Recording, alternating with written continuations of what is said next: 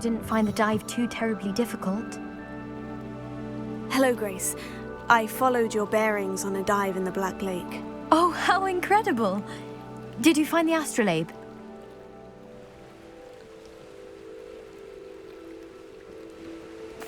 I did. I hope it makes your father happy. It will. I can't wait to see his face. Thank you so much for doing this for me, and for my family. You do well to keep an eye out for more spots to dive. A diver of your caliber is certain to find all sorts of things down there. Thank you again. And I do hope you keep diving. You certainly have a knack for finding treasure.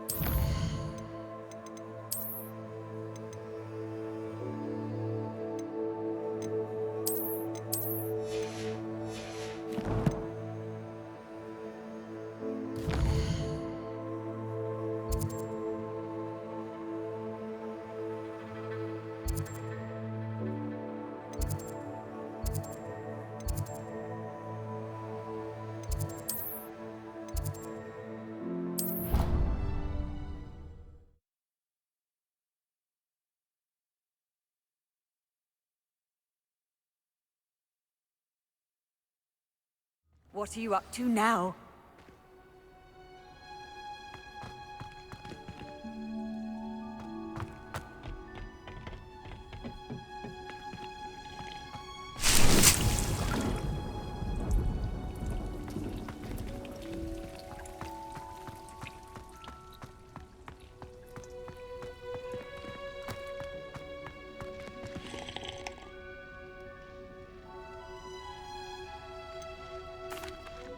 Professor Garlick, a moment of your time? The plants are resting, so now's as good a time as any.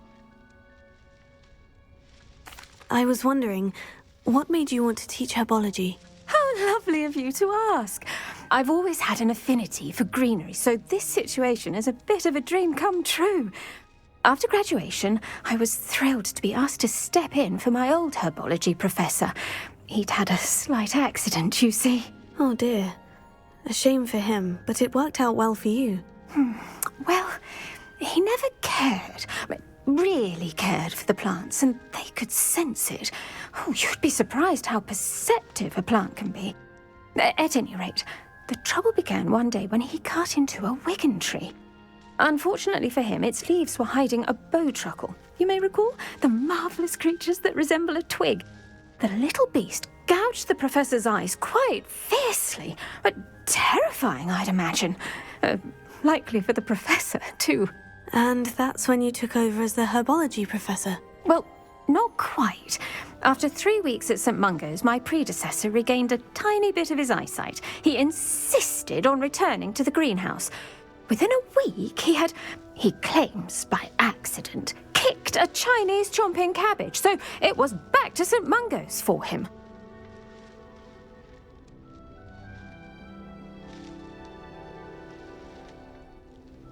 What a string of bad luck. Well, I felt awful for him, but I dare say I felt a bit more sympathy for the cabbage. Upon his discharge from the hospital, his indifference to plants had turned to utter disdain. He lost what little patience he had left with a particularly temperamental venomous tentacula and, well, his resulting leave of absence continues to this day. I'm glad everything worked out as it did, and that you're the herbology professor now. Very kind of you to say. I do love these gardens and helping my students grow. Lovely speaking with you. Have a wonderful day. Oh, and remember, be kind to your wigan trees.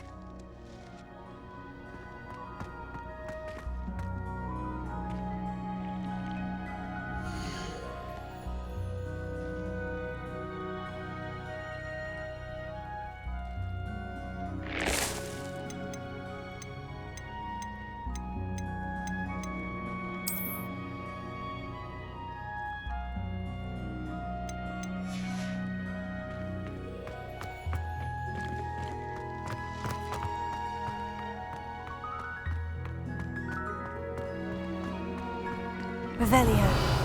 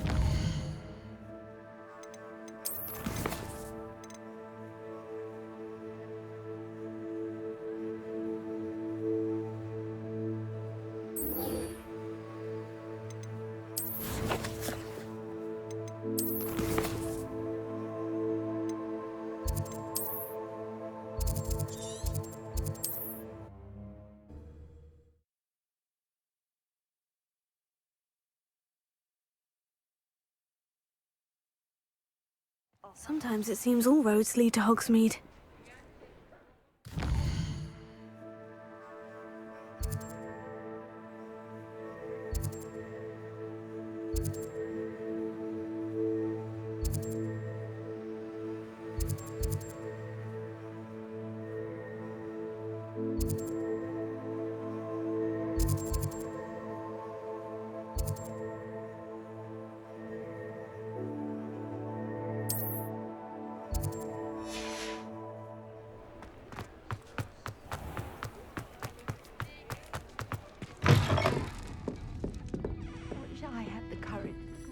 Forest? Pardon me, but were you saying something? Oh, hello. Talking to myself. I'm Clementine Willardsey. Charmed. I was musing on the precious butterflies I see near the edge of the forest. Whenever I come near, they fly off into it. When I was at Hogwarts, we truly were forbidden from entering the forest. Told horrible stories about it, and I've had an irrationally intense fear of it ever since. It's silly, but I'm insatiably curious as to where the butterflies go in the forest. You couldn't possibly find out, could you? You want me to follow the butterflies? I do, yes, if you wouldn't mind. What were the horrible stories you were told about the Forbidden Forest? Oh, goodness, everything from students being mysteriously beheaded to terrifying spider dens. Oh, trust me, you hear that at 11 years old, it sticks with you. Very well. If I have time, I shall see where they lead. Oh, how kind. Students these days have so much more courage than I ever did. You can usually find me right around here. I hope to see you soon.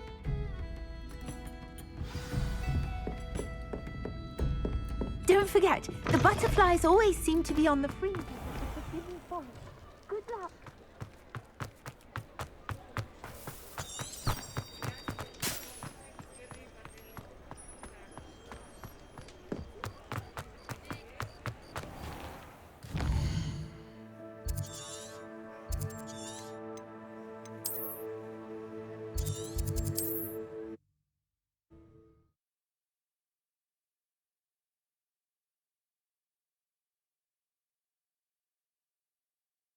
I've always said that travel broadens the mind.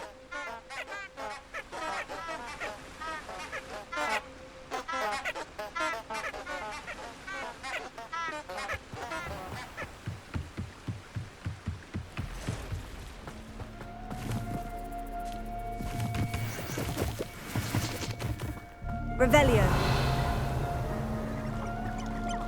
Huh? There they are. She wasn't making it up.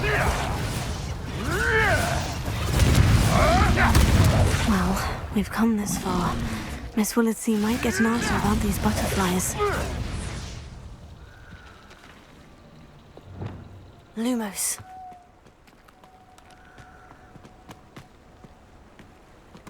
Can you imagine the last thing you see being the mouth of a Dementor?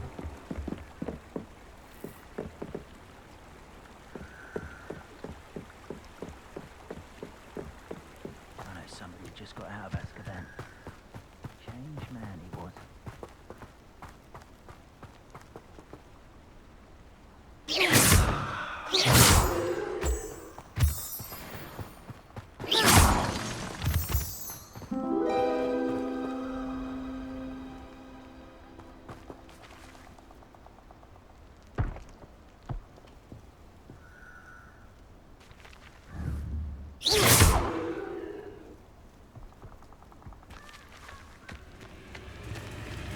Oh well, look what we have here.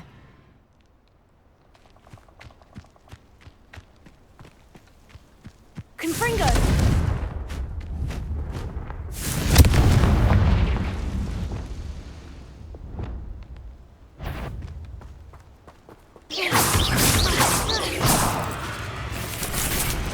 Confringo!